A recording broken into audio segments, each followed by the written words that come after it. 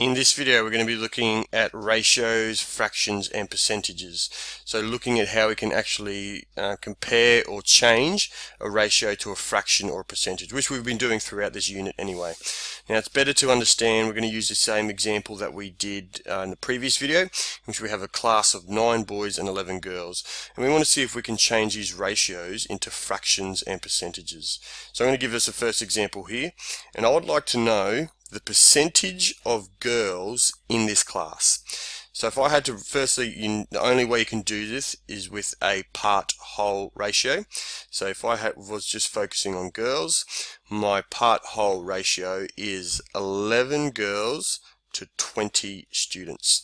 Now I want to see if I can turn this into a percentage.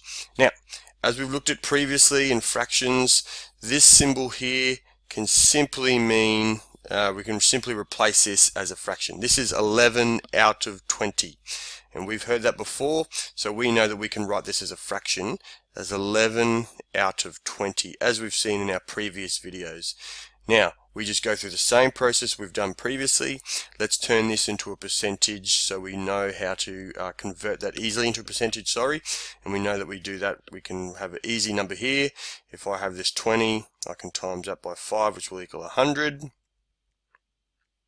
And I'll do the same to the top here, which will be 55. So I can work out from this part-whole ratio that the total number of girls is actually 55%. Okay, so all you need to do is create a part-whole ratio, then create that as a fraction, and then go through the same process of turning that fraction into a percentage as we've been doing previously. So let's just quickly do another example. If we use boys now, okay, I want to know how many 9 boys out of the 20, how many is that, what's the percentage of boys in the class. So I'll write my ratio. I have 9 boys in 20 students. I turn that into a fraction, so it'll be 9 over 20. I know that I can multiply the 20 by 5 to get to 100, therefore I multiply the 9 by 5 to get 100. Therefore I'll have 45 over 100, which will be 45%. Okay, so that's how you turn ratios into fractions into percentages, and keep watching. We have a couple more videos to go in this unit. Thanks, boys.